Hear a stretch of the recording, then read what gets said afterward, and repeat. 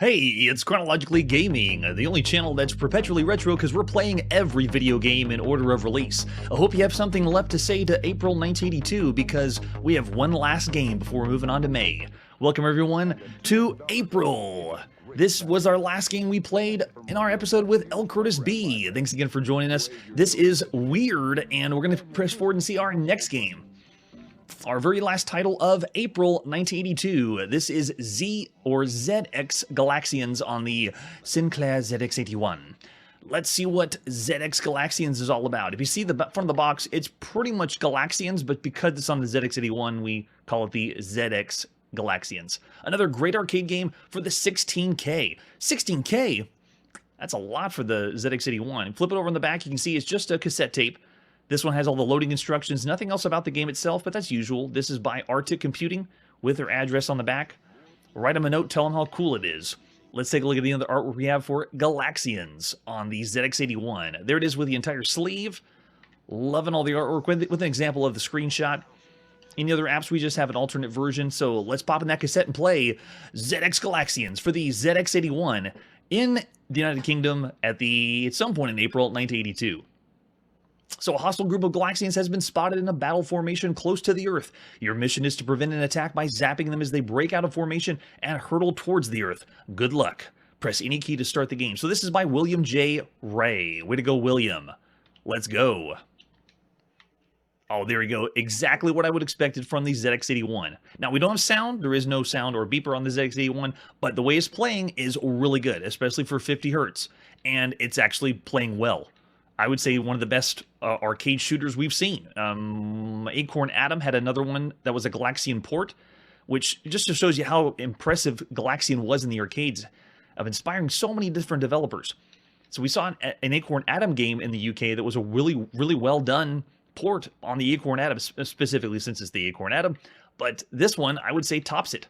Even though it's using ASCII or graphics characters, it still plays smooth and well, and the only reason I'm dying is because I'm narrating and not playing the game. I'm getting attacked by Tetris pieces. But we won't see Tetris until about 8 or 9 years from now. We've attained the high score. Enter your name, then NL. So new line. Okay, so basically you just do, okay, I can do 6 characters. Nice. Oh, it's refreshing the screen every time I write a character. No way. And the new line's just what we would consider enter, but that's what you see on your keyboard. You can see here an example of the ZX-81 keyboard. Let's go in again. Oh yeah, that's pretty cool. Notice how the enemies are one character, and then whenever they switch to an enemy that flies at us, they turn to a different character, which again looks just like Tetris pieces. I'm going to stop referring to Tetris. It's 1982. We have no idea what that is. Not yet. It is a blink in Alexei Pazitnov's eye right now. So if you can take them out, it looks like, I can't tell if they're coming from the top of the screen to pass by again. But it almost feels like we're playing a true blend of Space Invaders and Galaxian, where you have enemies that are behaving just like Space Invaders, and then we have enemies that are doing exactly what Galaxian would say. Okay, so if you don't shoot the enemy when they swoop down at you, they just reappear back at the top. I gotcha. And I'm pretty sure what we see here is what we get to play the game. But for the ZX-81, the frame rate is really what gets me. Another really impressive title for the ZX-81. I'd give this one, if it was only ZX-81 and we were only streaming that here on the show, I'd give it 4 or 5 stars. Somewhere around that range for this one game. So Arctic's Galaxians is pretty good. Yeah, there we go. So move on to the next one. Yeah, you can have a lot of fun with this. And notice that it keeps the high score on the right side of the screen, so I can boast to all my friends in the UK. Look at that. Chrono's right there, high score. And they have to see your name as the high score every time they play the games. That's pretty cool. Very nice. So that is ZX-Galaxians, our very last game of April 1982. Now playing and seeing everything on the home computer, I would say I'd still say admirable. Very good for the time. Because it plays so well, I'm going to say around average, maybe even 3.5 stars above average, just because it's the play that works. Even though it's using characters that look a little weird, I'm going to go 3.5 stars. It played very, very well. And we've even seen other games for the home computer that were Space Invaders games that were still not as smooth as this on the ZX81. So I applaud the developer. Way to go. All right, it's time to press forward playing every single video game, and now we are in May of 1982. Our very first game is 21 for MS-DOS. Pretty sure what 21 is. We're going to play some Blackjack. And the artwork we have for 21 is just a reconstructed box. So it's not real. It's a made-up box. Pretty sure all we going to get is screenshots because it's a freeware title. Any other versions? No, we do not. All righty, let's play some 21 on MS-DOS. What's our name? Our name is Chrono. And as usual, we go in MS-DOS and everything is giving us multi-character. So we can do caps or lowercase. I'm trying to think. I don't think we have any other systems or computers that allow us to do that. It's all one case. Okay, here you go. 21. Those are options we can hit: double, surrender, stand, split, bet. Type enter alone for a default bet size. Hit any key to continue. Okay, so everyone take notes of all the keys in case they don't tell us. Nice. We get beeper, speaker, shuffling. Okay, so we got 300 cash, 700 pocket. Let's go $100 bet. Let's go. Whoa, it's playing itself. I haven't done anything. I got a 20. Looks like they already said I won. Which means, where is the dealer and where am I? I would expect myself to be in the bottom right. But, yeah, there's 13. So maybe I say hit if I have... Well, no, I have 14. Oh, no, it just says I won. I didn't get a chance to do any betting or... because they... maybe because the dealer dealt the ace? I'm a little confused. All right, so we did get 700 in our pocket, so let's go again. $100 bet. And notice we have some symbols above us and below us showing... Wait, what is it showing the result as win again? So I bet my $100, and it's already saying I won. Queen and ace? What? I'll try hit it. No, it just goes to the next one. Very strange. We played already some Blackjack here on the channel because we're playing every single video game. So I got an idea of how Blackjack works, but very strange how this one... Okay, there we go. What's next? It was just giving us automatic win for the other ones. Possibly because of what the dealer had. Okay, so we got 7-2 and then 4. So I guess then we're on the top. That the dealer was... They counted the dealer as the winner down at the bottom right. Which is strange because we select our bet, and I'm going to switch myself out. So if you look down over there in the bottom corner, that's where I was putting the bet in, and I was expecting that to be where we are, but that's the dealer. Yeah, it must be the dealer side. Okay, so that means we have just a 4, and the dealer has 7-2. So definitely want to hit. No, we are in the bottom right corner. Then why would they end the game when we had the 20 automatically? Very strange. All right, I'll switch myself back over. There we go. So we got 15. I'll stay on 17. And it looks like I went for a tie that time. Got it. Okay, so just because it was confusing where the dealer was and where you were, but now we understand how it works. So we are down to the bottom right, which again, I'll have to move myself so you can see. So we got 3-2, and they have the 3 standing up, so definitely going to hit. Nice. 7, hit. 13, go. Okay, yeah, we'll stay on that. 23, yeah, and we won it. Okay, so whenever we win, they just bump us through and say we won the game. No questions asked, you just got it. All right, so that is a pretty bare bones way to play 21 on MS-DOS at the time. I'd say it's, if you want to play 21, it works fairly well, but it's just how much would you want to play just Blackjack? I'll go 2.5 stars considering we played casino games, which did a lot more than that. So there's more that you could play at the time in compilations than just 21, but still all right for the time. And with that, let's press forward and see our next game in May of 1982.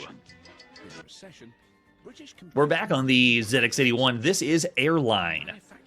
Airline's going to come in 2 different versions on the ZX81 and ZX Spectrum, and then we also have one for the Atari home computer. So let's take a look at the ZX81. British computing was a miraculous exception. We have the front of the cassette case. This is by CCS. They called it a business game because it's a business managerial game. Flip the whole thing open, you can see it's Cases Computer Simulations is CCS. And then inside we have the instructions.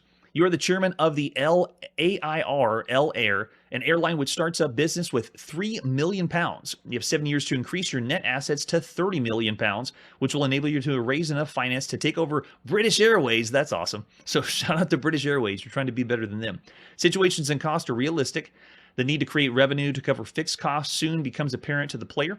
This program provides a good opportunity for you to see if you can be more successful than Sir Freddy. And then it has bar chart forecasting, payload, passenger miles, market, listograms showing charter rates expected for next year. And again, this is all in the ZX-81, so just bear in mind, if they're going to have menu systems, they're probably going to be pretty simple. And then you have business decisions that you have to do, like levels of staffing, whether or not to enter long-term fuel contracts or repay loans. So it's a straight-up business simulation of an airline system. Problems can be encountered like tax demands, increase in fuel costs, loss of revenue, hijacks. Nice, they have those in the games. And then they have a few hints there for playing. That's nice. How do you load it? You load Airline. And there's our cassette tape we'll be popping into our ZX-81. We have just an alternate version. Here goes the cassette tape again in our ZX-81. It's the beginning of May 1982. This is by Melvin Lloyd Jones. Way to go, Melvin. We have an urgent teletext.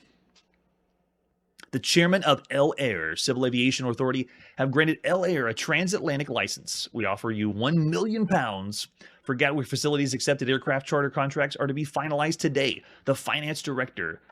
Press new line. Done. And this must be our aircraft. We have fine aircrafts here. 1, 2, 3, 4, 5, 6, 7. I'm guessing that's their flight plan at the bottom of the arrows at the bottom. We have lots of menus and charts. I was actually expecting not any graphics and only text. So to have arrows across is slightly impressive, but There was no lost luggage in 1982. That's why. Forecast of charter rates per aircraft. So this is, I'm not doing anything. The game is playing the beginning, giving you, I guess, a synopsis of what the world is like in aircraft. Through all the quarters. So again, I'm not doing anything. It's just playing it out. How many pounds of charter rates? I guess giving us an idea of what we want to charge for airline tickets. Yeah, so I don't know the, just on the chat by L. Curtis B, I don't know if this airline and the Adventure International, how they pretty much came out in the same time, released an airline by Adventure International and this airline in the United Kingdom. It's another one of those bizarre, I don't think they knew what the other one was doing. It just happened to work out that way. Okay, 86. Yeah, we'll call that the first time luggage was ever lost. So aircraft owned, we have 0. How many DC-10 aircraft do you want to charter? Okay, so we can put how many we want to put in there. Let's go with 5. 5 aircraft chartered. How much is that going to cost me? Insufficient crew results in the cancellation of flights. What level do you require? 2. Crew level 2. Lack of crew, 9 flights canceled. Oh my gosh. We're already making terrible decisions here. So DC-10s will be grounded if maintenance is insufficient. What level do you require? 5. Maintenance level 5. Aircraft unserviceable, 20 flights canceled.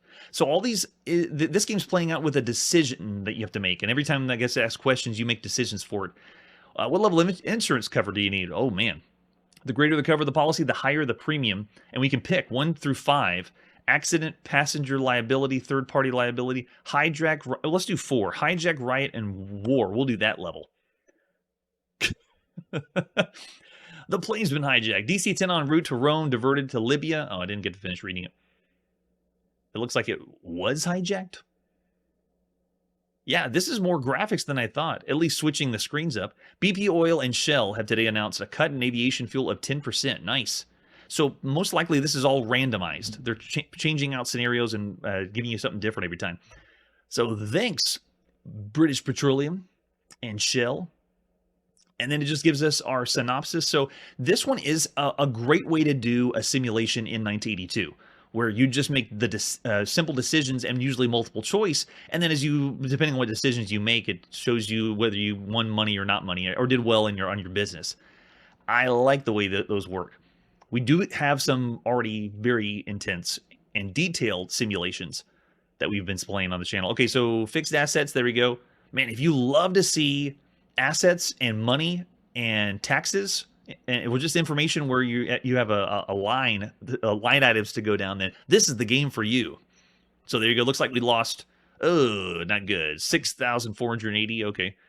Financial Times report year one. Airline results in the red. Atlantic traffic down. Charter rates were high at 2.4 million pounds. Oh, gosh. Not good. Chairman forced to resign. Does that mean... Oh, okay. I thought the game was over. And added to another. Chronologically Gaming has died. But no. Looks like we just liquidated a few people. Oh, no, it did die. Okay, so we did end the game. We brought that company to the ground. El Air all the way. It'll sell. And obviously this would be replayable because every time that you boot it up, you got different decisions to make and how you want to say what's going on for it. So for this one and the next one we're going to play is on the ZX Spectrum. Both of these are, I'd say, pretty average for the time. I'm going to say 3 stars. They're not giving or overwhelming you with too much information for a simulation, but does a fairly good job for a airline simulation. So now let's move on to our next one. On the brand new ZX Spectrum, this is Airline. Let's take a look at Airline for the ZX Spectrum. Strategy games, nice, fancy. See, again, it's not a real box. I'm referring to it as a box, but it's pretty much the cassette case is what you got on the ZX Spectrum. Let's take a look at any other artwork we have. Oh, there we go. We got the other. It looks just like the ZX-81 because it first looked like this box, and then later it was this later version of the box. Same company, same game you're playing, CCS, but just packaged a little bit differently.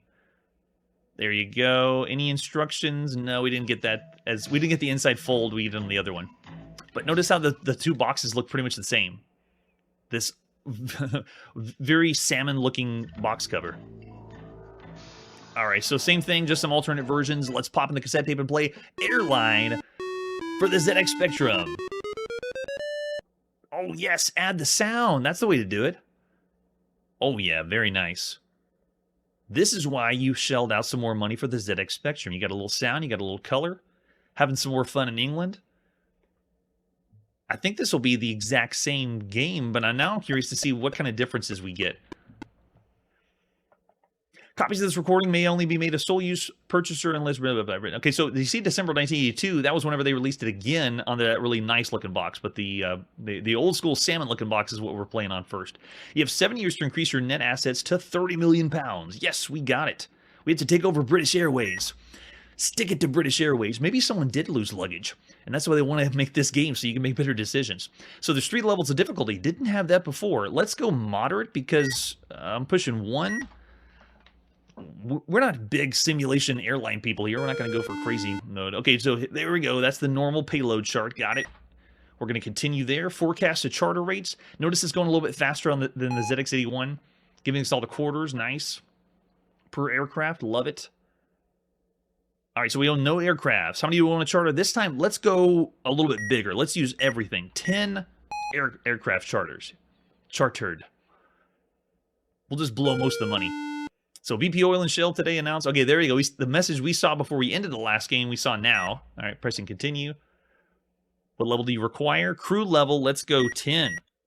Lots of crew. Nobody's getting cut. What level do you require for maintenance? I think we're going to run out of money, but I'll say 10 too. I also want to know why there is... I want to know what screens are going to show up at the same that we saw on the ZX-81. Key level of cover you need. Okay, so insurance decision is... Let's do the same. I want to do hijack, riot, and war. So level 4. Is there going to be a hijack or a war? Nice. Animation on a simulation. Imagine that.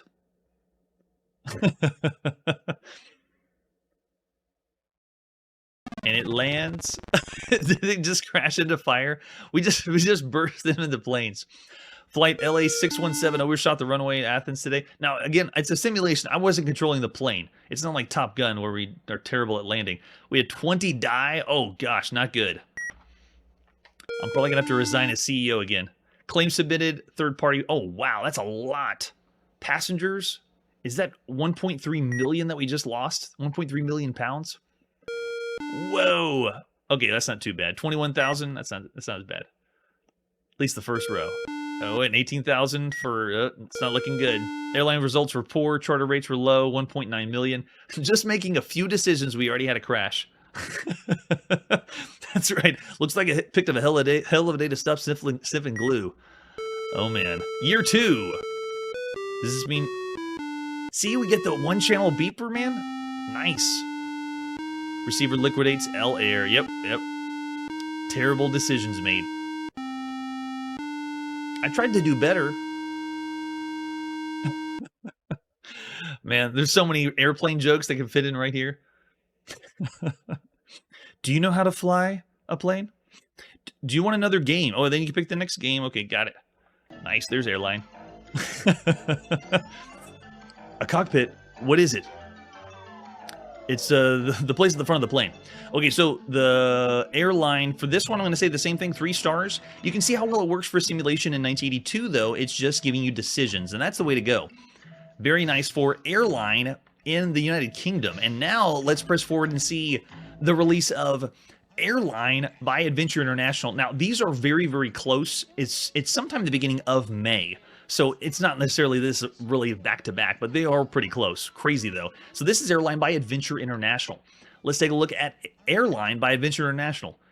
How many games are we going to go through that have the exact same name? So there you go. This is by George Schwenk. Way to go, George. We got the Coco version by Roger Schrag and the TRS-80 version. So this is the Atari one, so it's all George here. The first release on Atari. And there you go, the usual Adventure International back of the box.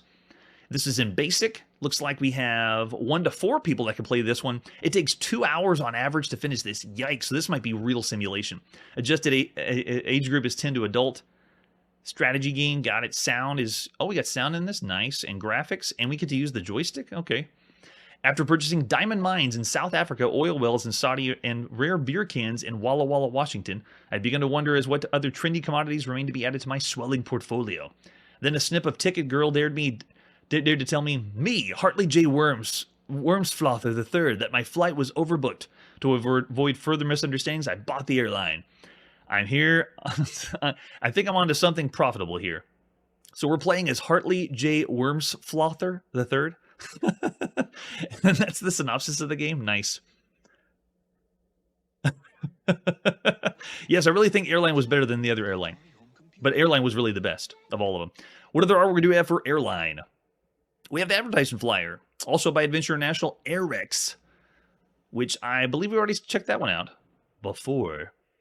Airline. With a few screenshots. Nice. We got the manual, yes. The user's guide to Airline. There it is. All of the city map and purchase prices. We got to tilt our head to the side, but you get the idea. Released in lots of different home computers. You always knew you were destined for great things. Can you help it if the opportunity to make millions just hasn't come along yet? At last, fate has seen fit to smile upon you. Airline provides the capital $100,000 interest fee and your chance to become the successful capitalist you always knew to be. So I'm already getting vibes. This one's going to be a bigger simulation game than the other one we played in the UK. By choosing wisely to base your planes in the cities that will produce the best fares, you can turn your initial investment into a fortune. Fortunately, there's no element of chance involved, so you don't needn't worry about fickle fate wrecking your empire.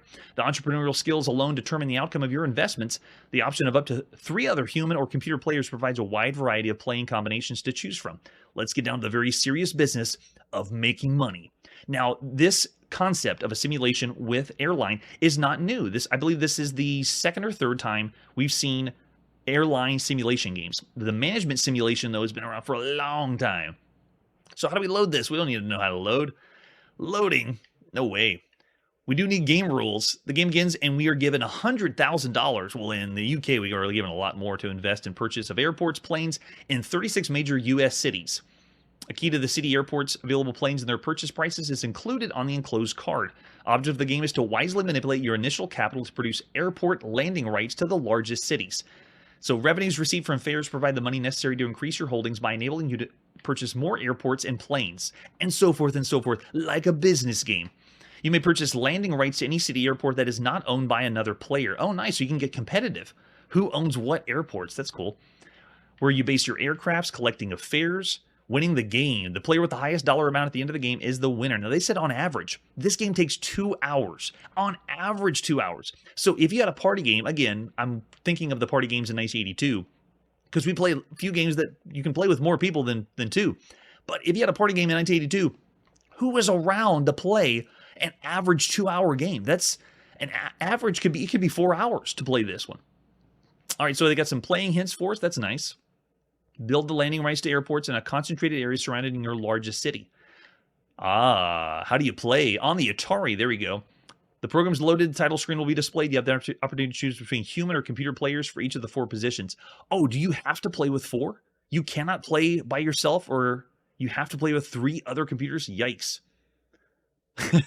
Yes. Or if you're in the 16-bit era, it's the Aerobiz Supersonic. It's like the precursor to that one. Yeah, that's true, because we're playing games that are based on board games, and this might be another one, at least as complex as that. So number of turns you want to play, and press return, and then we're going to see all this on the screen, so we'll go through that. And then we do need to know the commands. L to purchase landing rights, C to check landing costs, P to purchase planes, Q to quit. Center of the display represents a map to the city airports available for purchase. Use the joystick to choose C and press trigger. You get to use the Atari VCS joystick. That's nice. This is a lot of text again. How are you going to get 4 people to play your party game, and you got to also spend an hour going over the rules of the game before you play? It is deep. After you purchase landing rights to your airport, use the P column and press the trigger to purchase a plane, and there you go. You can have the prop, the Airbus, the DC-10, just like we saw over in the UK, the B747, or the Concorde. Nice. And then we also have the instructions for the TRS-80. We don't need that. We aren't on the TRS-80 color computer either. Loading instructions, and we're not on the Texas Instruments either. Wow, yeah, Adventure International just covering everything. And then we also have Commodore 64. What is that? We don't know what that is. We'll just breeze by that, and I guess that's all we'll get from the manual. Let's pop in and play Airline by Adventure International, George Schwenk, at the beginning of May 1982. Maybe if you had enough friends that would do that. Oh, nice. There we go, getting the sound of the Atari 800. That's right, George. Put your name right on the front. Adventure International. Okay, so they're going to do a quick setup. Let's see, player 1. Who is this? Option to move pointer, select to make a choice. Now, that's the buttons on the computer. So this is me hitting select to say human. I'm going to say I am Chrono. Notice how everything's all in caps. I think MS-DOS is the only computer so far where we have a selection of different uppercase and lowercase characters. So player 2 is, we want computer. Oh, I can skip it. Yes. Skip that position. And then we'll make player 3 the computer. Why not mix it? And then skip that one. So we'll just do one computer. It looks like we can. Number of turns, I don't know, 9. 9 turns. And number of joysticks, we'll use 1 joystick. This means that you could, essentially, if you played with 4 people, have 1 joystick and then just pass the joystick around, which is kind of nice. Okay, start to begin the game. Let's go. Press play and hit return to load main program. Oh, that means on the system itself. We're ready. Yes, there were lowercase characters. I believe uppercase and lowercase characters, weren't they invented in like the 1300s? I'm chronologically gaming, but as far as a history buff, my dates probably are not right. Is that who the computer name was? I didn't see Chiptune. They're having against Tyson. All right, so press play, hit return, and we're ready. Is it still? It's not loading. Play and hit return. I'm hitting them at the same time, but nothing's responding on the system. Play and return. Any day now. All right, we'll try it fast forward. Is it still loading? It is not. No, I wanted to see what Airline was like. Again, another title that they have something that's happening past the first load. So you see the opening and you see the setup, but then when you're ready to play the game, it requires something more, but looks like we don't got it. Play and return to load the program. I'm doing it. Oh, hope it's not a bad copy. Oh, well, there you go. So we got only Airline in the UK tonight. Most likely, I'll find out how to load this one correctly. But in the meantime, we're going to say, sorry, Airline. It sounds pretty cool. We'll do a 1-star for now until we can get the correct boot. And it looks like we're out of business on that one, too. Let's press forward and see our next game. We're now on the Apple II, and this is the Alien. That's right, the Alien. This one's pretty cool in the sense of what it's doing for the game. Let's take a look at the box for the Alien. Computer game diskette for Apple II. This one's by Avalon Hill. And the front of the box, you can see it is an Alien, but this game is the very first video game that's based on the 1979 Ridley Scott movie, Alien. And the front of the box, they're trying not to make it look, obviously, like the Xenomorph. But flip it over the back, you can see slowly the UPF research vessel, Thraspolus, breaks orbit. The planet below shows the screens as seething hostile mass of browns and grays. You relax as your crew starts the procedure to prepare the ship for the long voyage through interstellar space. Suddenly, an alarm rings. You quickly call on all crew to the bridge, where Professor DeVries reports that the alien creature found on the planet below has escaped while they were running some tests on it. In the confusion of the escape, several of the lab animals also get away. It is imperative that the creature be recaptured, and you quickly give orders to search the ship. So the game plays very similar to Alien in 1979. So this is our very first time to play any game based on that, and it really goes to show how we're not in the licensed property world. It doesn't exist. Like, even this game it's made to be like the movie, but it's not. We are not getting licensed games. It's kind of refreshing. It makes me take a deep breath because, oh man, get ready. Almost every game is going to be licensed by the time we get done with the 80s. It's scary. So we're trapped with the Alien.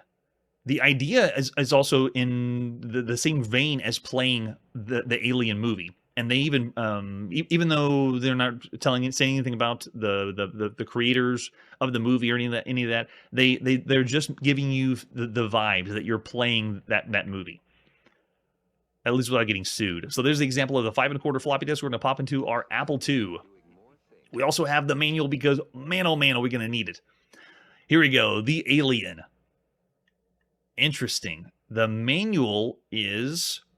Okay, I thought it was mentioning other computers, but it is not. So this is by the main design of the first one on the Apple II is Hans van Halderen. Way to go, Hans. And then we have a lot of other people with microcomputer games you can see working on this one. Not just one developer. Pretty cool. All right, Alien is a game where you're put in command of a starship with an escaped alien of unknown powers on board. It's up to you to capture or slay the alien. The alien can be detected on your sensor screens, but many of the lab animals also escaped in the initial confusion, and your sensors cannot tell the difference between the life form readings. Why did you bring other animals on the ship? No. Yeah, that's true. I don't know why they did not license this one, but I kind of like it. I like that everything isn't licensed right now. Under your command are your crew with their special abilities and skills. The alien is a deadly foe. Yeah, he is. And will metamorphose into more and more deadly forms as time goes on. Oh, okay, so the alien actually changes. Well, I guess that's true of the movie. You know, it starts off as the chest burster, and then it grows bigger after that. As a final act of desperation, it's possible to self-destruct the ship and escape in the shuttles, just like Ripley. In Alien, victory depends on careful planning and thought. Each crew member moves and acts separately, and only if you can learn to use your crew and their talents cleverly can you hope to defeat or capture the alien. While you attempt to capture lab animals, arm your crew, you mean you can actually choose to save the animals? If you want to capture and save the animals, you can. Build weapons and search the ship. The alien will be stalking your crew and gaining strength. Most commands are given with the paddle controller. That's right, everyone. You're using the Apple paddle controller with the commands. You don't do most of them with the keyboard. It is so bizarre. So plug your paddles in before you start the game. On the Apple II, you have to have paddles. You have 7 crew members on board, 2 officers, 2 research scientists, and 3 engineers, each with certain special abilities. So there's our officers with their ID codes of what allows them to get in. We have Commander Bill Clark is the captain.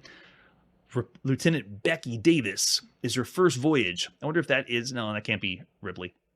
And then we have 2 research scientists, Professor Anneke de Vries, Dr. Victor Sutherland. The scientists are trained personnel, and they can study life and planets, and they can operate the laboratory cages. And then we have 3 engineers who are probably all going to die if they're wearing red shirts. Chief Yuri Dimitrov, Engineer Trent Benson, Technical Ju John, And they're trained to maintenance and repair many of the high-technology devices that run the starship. And they can construct electric prods and flamethrowers when they're in the maintenance room. That's nice. Yeah, I knew you'd get that one. Oh, man. So, yeah, this is saving the animals with a xenomorph on board. No, if there's a xenomorph on board, you get out of there. While it isn't directly making it a game about the alien, I would get off the ship. No way. This is also cool. Sometimes you can find one of your crew refuses to attack the alien. This is because it's an android putting your crew by Earth High Command with the special assignment of bringing at least one living alien home for study, just like in the movie. So cool. And this happens randomly. So sometimes your crew will be an android and sometimes they won't be an android. Well, I mean, at least one will be an android. And then here's your ship to search for the alien. We have several different rooms, and all of them have codes. SAL stands for like stern airlock. So again, really glad we have the manual, because if you don't have the manual, you can't play this game. I've even seen some playthroughs where they don't really know what to do, because if you don't have the manual to look at, you don't know what's happening in the game. Wow, look at this. All these places on the ship. It is a large place. And then special places of interest like the armory, the computer room, the cold sleep chambers, shuttle bays, stern airlock, maintenance, bridge, chemical storeroom, laboratory, shuttles, holds, passageways. Look at this. All this on this ship. And then we also have map symbols because they cannot display everything. So they give symbols for it, like if there's life signs or not. With a plus sign, non-crew life is negative. So that means if people are there, or animals, or the alien. And then objects, we have lasers, dart pistols, gas canisters, flamethrowers, electric prods, cages, and then the lab animals, which are still alien forms. Unipeds, Phantomas, and Two Thuds, which I believe are the animals from Super Metroid. And then we also have the oh yeah, these are other ones that you can find out. And then the alien, the vicious creature that moves about the ship, attacking any crew members it meets. At the beginning of the game, it is newborn and not very dangerous, but as time goes on, it may undergo metamorphosis. It has a life cycle of several stages, each one stronger and more nasty than the one before. As it grows, it may gain special abilities, allowing it immunity to certain weapons and more deadly attacks. It may start the game with special abilities. And we don't even know, because it's different every time. So there's the plot.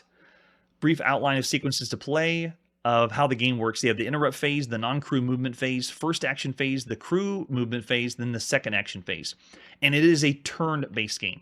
So there's also special happenings that'll happen, because sometimes if you capture the alien, like if you don't want to kill it, I don't know why you wouldn't want to do so, but it can break out of confinement if it's strong enough. And then you also have non-crew movement, like different things are going to happen during the turn that the computer has to calculate. And then your crew, what you do with your crew and how you execute movement, dropping constructing things. You have the action phase. Each action phase, crew members are only allowed one action because it's turn-based. And then depending on what room you're in, you're able to do certain actions depending on the player you're playing as. And the alien also gets a chance to attack, and it's going to kill everything, going room to room and destroying things.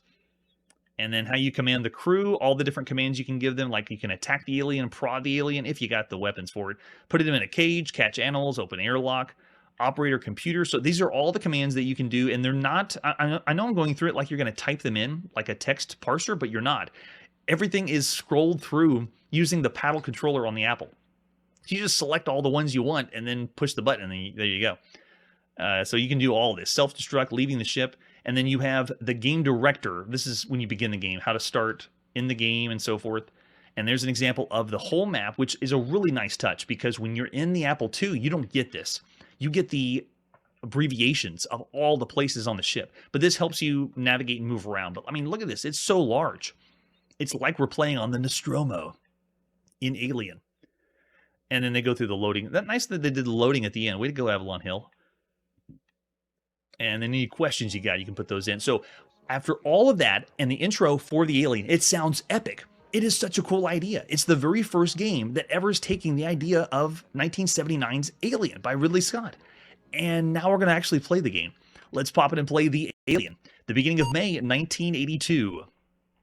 This is where the game breaks down, because after everything, it's so exciting. Oh, and the opening. Check out the opening. This is the very first time we get a shot of the Xenomorph, the very first video game to ever have. And there he is. There's no question. Alien, alien. One night only, one night only. It's the alien. I'm going to speed this up because I'm pretty sure this is slow. It even has the second mouth, letting you know you will die.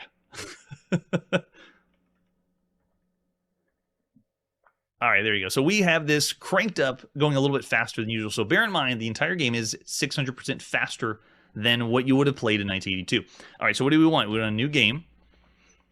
There's the beginning. It loads up the map. And again, the map, it would take a little bit of time, and you'd see that stuff a little slower. But now you're in the compartment with Dr. Sutherland. And to play, you now use the... I'm turning my Atari paddle, and I'm selecting who I want to act. So I want to pick Dr. Sutherland. And then what should he do? And there's no alien here, so I'm just going to say nothing. And then now who should act? And you pick every person. You pick everyone during your turn. So I can go to Commander Clark. Oh, sorry, Commander Clark's not here. I can't pick him. So then I got to go to nobody and select nobody. And I'm doing this all on my Apple Paddle controller and then pushing the button. And sick bay. Now we're in Professor DeVries. And so who should act? And so once again, the reason why they're asking is you can have more than one person in a room. But right now, I have to find on the wheel Professor DeVries. Where are you? No, Davis. There you go. I got to find it and then push the button. And bear in mind, we're going 600% faster than usual. What should they do in sickbay? There's no animal here, so do nothing. And then I want no one to act. And then we're in recreation, so it's going player by player, all 7 people of your crew. And then you can see in their department, this is Ju Sajan. I don't know how to pronounce her name. And then the technician, there you go. What should they do? There's nothing in here, so nothing. And nobody. And then maintenance, so it's going player by player, and you've got to make the decisions. Chemical store, and you can see in this compartment, there's Engineer Benson with gas canisters. So if I wanted to pick those up, I have to select first. Where is he? On my Apple Paddle controller. Mr. Benson, where are you? No, he's not here. I want Benson. There. And then what should you do? You can see I have operate computer. It can only be done in a computer room. Wait, that means I can't even pick up the gas canisters? Because I'm making my selection. This is all the selections I have. All right, nobody.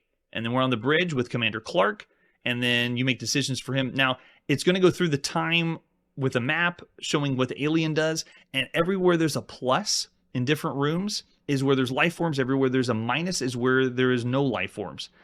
And, okay, now it's going to ask my last question, who should act? And now I'm going to say nobody, and watch, it's going to go to the next phase. And then you can see that you don't know where the alien's moving because you can just see the life forms on the screen. So I'm giving a quick recreation of this. I can understand why the hype was kind of cool for the game, but once you actually played it, it is a slog. For 1982, it's a slog. I'm going to turn off my speed here and go back to normal because playing this in 1982, making the decisions, you can see we got the cages here with Dr. Sutherland.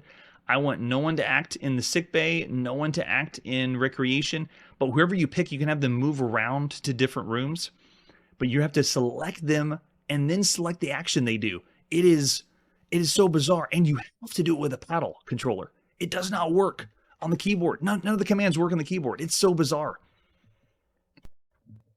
All right, so that was the synopsis. To play the game, wow, it would have taken hours just to get used to it. You saw how lengthy the manual was. And it's cool that we were able to play the very first game based on Alien, but no, it's not good. In fact, I know a lot of work went into it, but the game itself is a simulation it's too slow even for 1982.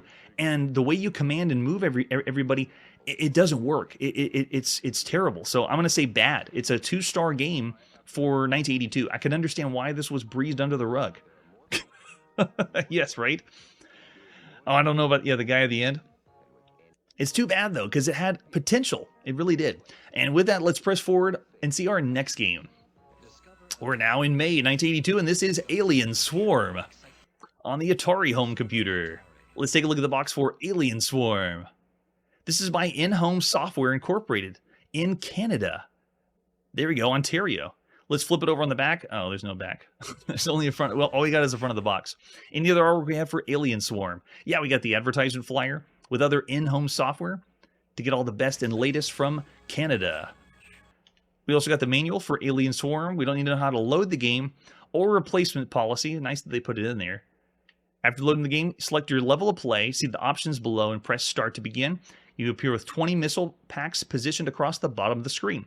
To start play, press the joystick button and begin loading missile packs into the energy bar by placing your man over a missile pack, pushing your joystick forward, resulting in an increase to your energy bar found at the top of the screen. Your bar will only hold a maximum of 4 missile packs at one time. These packs give you energy to fire your laser. Once energy is obtained, begin defensive action. You must shoot down the swarm of alien bugs that are being created by a snake-like figure. Do your best not to let these aliens land or they will steal your missile packs. Oh, okay. First round's over when you've been hit or your energy has been depleted. Next round you'll start after scoring is completed.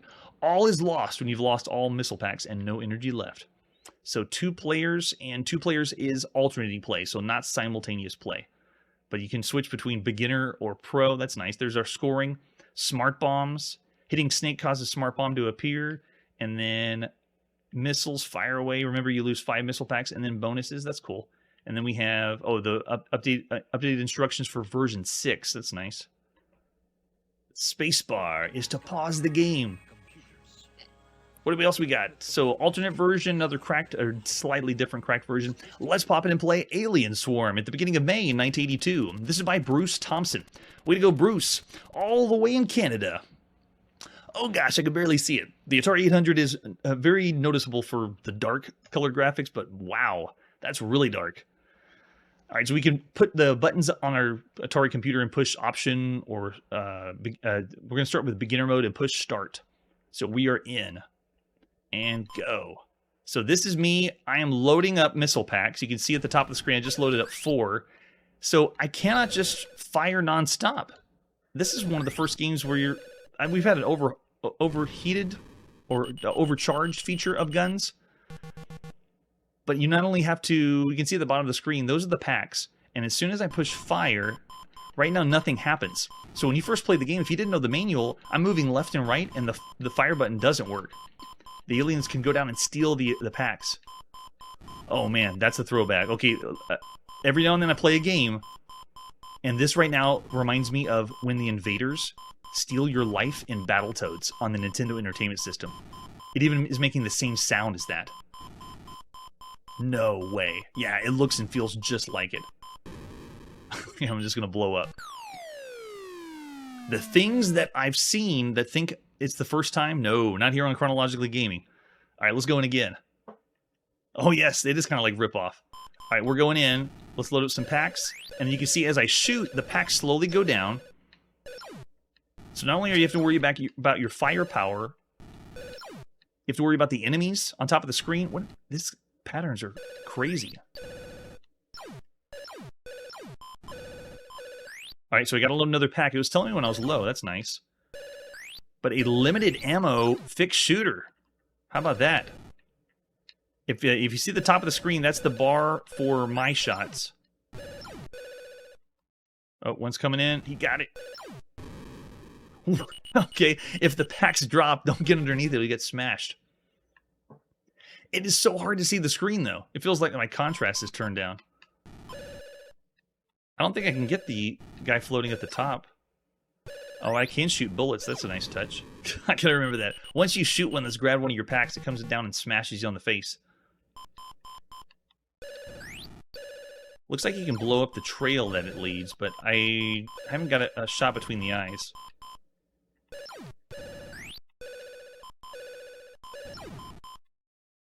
And you can load up 4. Okay, we're gonna dodge it this time.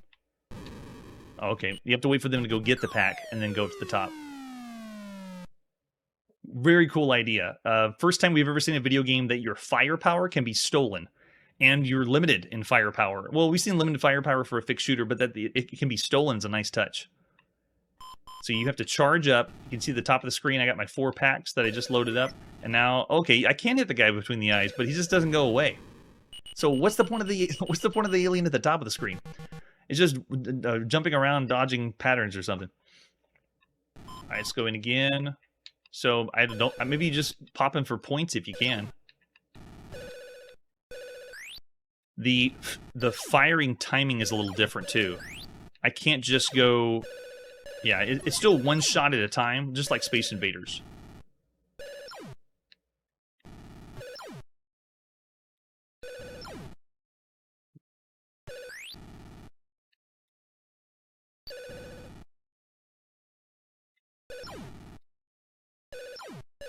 And it really makes you want to time your shots, being careful to calculate when to fire, because now you know you're limited. Let's load up 4 packs. You can also decide where you want the 4 packs to be loaded up, to hopefully get out of the way of someone stealing them and taking them from you. There you go.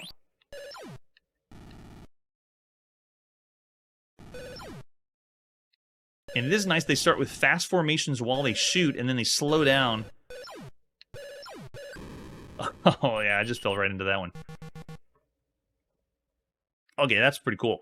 All right, I love that mechanic. The view, even though I usually don't complain about graphics, it was a little hard to see.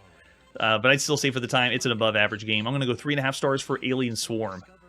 That's pretty fun. Oh, Chipto's going 4. I would have gone 4, just the colors they decided to pick, and because the rate of fire is a little off. The movement isn't... you can tell it's not as polished as other titles we've seen. Just the idea is pretty cool. All right, so after Alien Swarm, where are we going now? It's time to go to the arcades, and this is Dangler. Let's go to the arcades in Japan and take a look at some of the artwork of the latest by Data East. Get yourself hooked on Dangler, the newest by Deco cassette system. Flip it over in the back, and this one is a fishing title. Oh yeah, first released in the arcades as just Fishing by Data East, and then in other parts you can see as Dangler. The scope indicates the best spots, time your cast, and push the red button. When the fish strikes, use the red button to reel in, but don't rush it or your line will break. The meter on the right shows line tension. If you're lucky, a whopper will gobble your little fish for added thrills. Land as many as you can within the time limit. When you run out of time, you'll lose a hook. Watch out for rocks and snags. They cost you hooks. Game over when you run out of hooks. Yes! Love the box art, right? That's so cool. Now, bear in mind, fishing games, there's only Fishing Derby on the Atari 2600 by David Crane. And then before that, there was a simulation compilation on the Atari 2 with fishing. And that's it. That's how new of the fishing concept for a video game is. That's all we got. And that's all we got for screenshots there. No manual, but we are gonna... The first version was Japan, just called Fishing. We're gonna be playing Dangler. So let's go to the arcades at the beginning of May 1982 by Data East. They've been playing and showing some really cool stuff. Oh, that's right. It's the Deco cassette system. We got to fast forward this sucker. We can't wait for those cassettes to load. What is it, 1982? All right, so I'm speeding this up so we can load the cassette. Pop into the arcade game. 1982, where arcade games are still being played with a cassette. Mind blown. I still want to know if the Deco cassette system powers down, if there's a power outage, and every system in the arcade was running the Deco cassette. Does that mean the kids would have to wait, an hour or so, or however long this takes? Because we're speeding this up, 600% faster than usual, but loading from a cassette just seems like it would take too long. All right, there's our point values. We want the big yellow one, if we can. That's the most points. And they still have... I played the fishing version in Japan, and they look like the same high score table for that. All right, they're playing through the attract mode. Let's put a coin in. We're going to play some Dangler. Oh, that's cool. Water sound effects. We got 5 credits in. Let's go. Oh yeah, the animation is so good. It's like the Tournament Pro Golf. Awesome. All right, so what I do is I hold down the red button that I use the same. On the right side is a meter. I can't let the meter go to the top. Wow, and you have animation to move left and right? That's nice. Only 1 kilogram, I was ripped off. All right, let's see if we can toss it right there. I'm looking at the meter in the left. Oh, there you go. It shows you where the big one is. No, go away. Get the little ones away. Darn. Uh-oh. Now I gotta wait. Okay, now I'm gonna pull him in. The fish moving left and right is by itself, so I have to decide when I want to reel so I don't snag any rocks. See, like right here? Oh, be careful. Waiting for it left and right. There we go. And we even have a tune that's playing in the background. Nice touch. Okay, let's go right there. Okay, so you can see I've aimed. I was trying to get it. Yes, I got the lunker. Go, go, go. And I gotta wait until he gets over. Pull. Ooh, that was close. If you hit him when he's on the side... Oh, gosh, no. Darn, he got away. So you're deciding when to reel him in before they hit the sides. Okay, here we go. All right, here, ladies and gentlemen, this is the best fishing game you could play so far in 1982. The best fishing game we've ever played at all. Really simple concept. Reminds me of the way that they played the Tournament Pro Golf. Look at that. Nice. Way to go, Data East. Another solid title. Okay, let's go a little closer this time. Get it. Okay, I got him. Go, go, go, go, go. Nice and easy. Yes. 2 kilograms. And they base it on your timer, too. So, following the radar on the left, you just mark where the big fish is, and it looks like it's that white box there. Quick, quick, quick, quick, quick. Oh, he didn't grab it. Okay, we'll try to go to the side. And you got a little nuance left and right to move the joystick. You can see my little character walking, walking left and right. You can do that, too. We are the best fishermen ever. Fishing is a sport that's very popular in Japan as well. And so, thank you, Japan, for loving fishing. Otherwise, we probably wouldn't have as many fishing video games. The music is perfect for the game, too.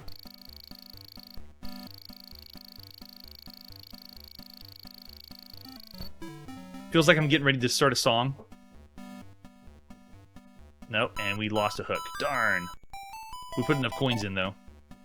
Yeah, and that's one of the reasons why. We're going to see a lot on the Super Nintendo because... Oh, you can miss. I didn't know that. Because a lot of them are made first in Japan. Alright, let's try it again. Anybody takers? Come on. Got him. Oh, wait, wait, wait, wait, wait, wait. Okay, now pull him in. Move him a little. So I'm not moving the fish. Fish moves on its own, but then you got a little nuance left and right. And you just have to know when to reel in without letting your rod max out. 3 kilograms. Cool. So well done.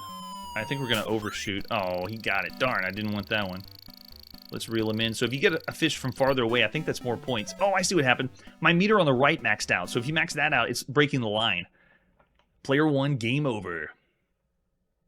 So cool. Do I put... Oh, nice. You can put your name in. It's doing the high score table just like the other ones by Data East.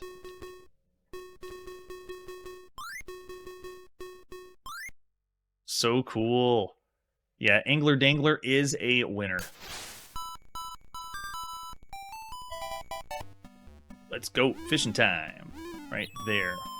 Get the yellow. Come on, buddy. Oh, you don't want it? He's just too picky.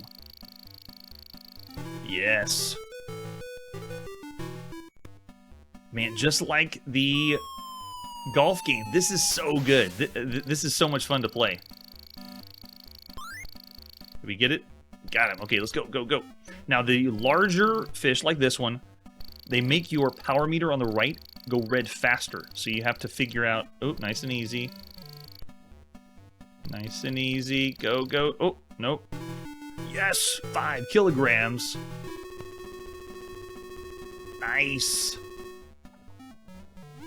Alright, here we go. It looks like... I'm gonna see if I can hold out for the yellow one. Is he still gonna... Oh, grab it, grab it. Yes! Go, go, go, go, go.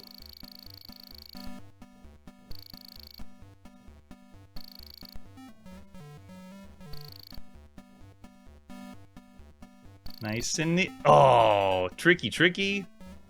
But so much fun to play. I want to keep going. Definitely want to keep going.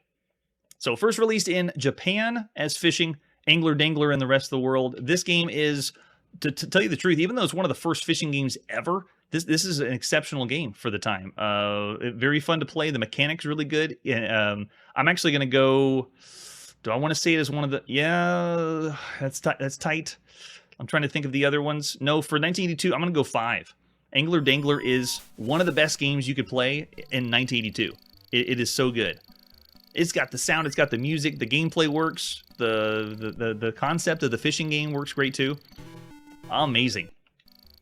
All right, so it is now May, and now we got to put our video game playing on pause.